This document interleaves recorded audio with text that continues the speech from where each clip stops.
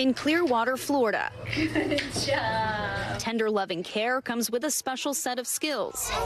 Bye-bye. These, there we go, are healthcare professionals caring for medically complex children that often aren't accepted at traditional daycares and schools. Spark Pediatrics is a prescribed Pediatric Extended Care Center, or PPEC, also referred to as a medical daycare. Every day there's something new and inspiring that each little one is doing. So whether it's learning how to walk, whether it's learning how to start talking, feeding, just those little things that we kind of take for granted, these are huge milestones for them to be achieving. Some of these little ones have life-threatening conditions that affect 2 or more organ systems. When he first started, he was on continuous oxygen. 18-month-old Andrew John has Down syndrome and a heart defect. His time spent here already proving to be life-saving when he went into cardiac arrest and needed CPR. Our team is quick to respond and so confident. It's nice to have multiple people who know what they're doing. After he was born, Andrew's parents were unaware that care like this even existed. A few months go by.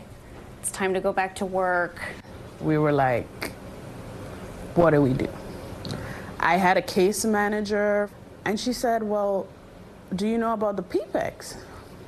I'm like, no, what is that called? What is that? I felt like this was something I should have known from the hospital when I walked out that door. Only about 20 states have facilities like this, and of those, only 5 to 10 centers per state, but Florida has the most, about 150 statewide. To qualify in Florida, children must be under 21 years old, eligible for Medicaid, have a complex medical condition, and a written order from a physician. The activities that you'll find in our center are very similar to that of a daycare. They're doing arts and crafts, or they're having fun every day. They're socializing, but they're able to do that under the care and supervision of nurses, which is really critical. This sounds expensive, but what is the cost to families? It's zero. So this is 100% funded by Medicaid. Medicaid reimburses a PPEC a fixed rate for providing medically necessary basic services. The care in Florida costs about $264 per day. State funding for PPECs in Florida has increased by 33% since 2017,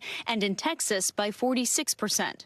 The John family now hoping to spread awareness so other parents can get support right away. I see the love there, and to me as a parent that has a child that has special needs like that, that's the type of environment he needs to be around. Andrew making progress, one crawl at a time.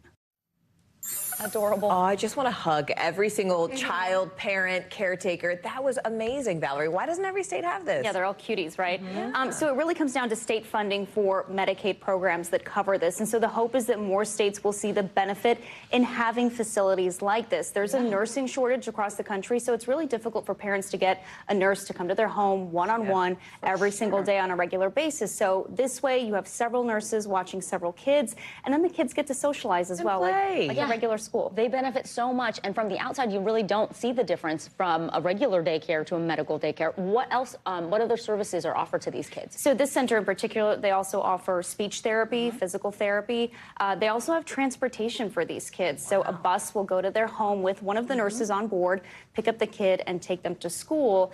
Andrew, the little boy that we profiled in that story, that he has an older sister. She's 4 years old, so his parents both work, and this really helps them out a lot. And again, it's one centralized place where you can take your child and they can get all of the services and benefits that they need. Thank you for highlighting a program that is working in this country. Thank you so much. And you also talk about there being a nurse shortage. I mean, every nurse is a hero, and especially in a context like this. One of the nurses that we interviewed, she used to be a teacher, decided to go into nursing, and so now both of those careers have come together. I love this. Is a parent's dream. Valerie Castro, thank you for bringing us that. We really appreciate that. That was wonderful. Thank you, Valerie.